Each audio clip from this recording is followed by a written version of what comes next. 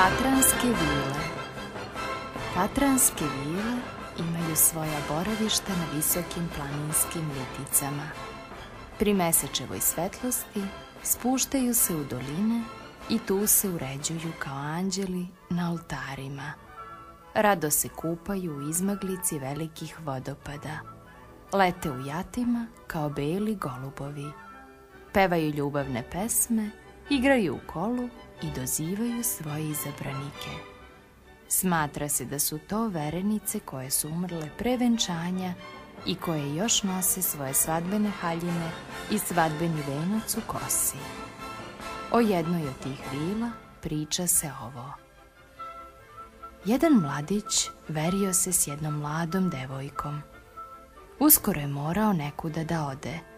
Poklonio je svojoj izabranici kao znak vernosti prsten i jedan pupoljak tatranske ruže sa obećanjem da će se sigurno vratiti pre nego što cvet ruže uvene i opadne. Devojka ga je željno čekala svoga verenika. Prolazili su dani i meseci, cvet ruže davno je uvenuo i opao, a verenik se nije vratio. Devojka je, nadajući se, takođe venula kao cvet, pa je kao cvet i uvenula.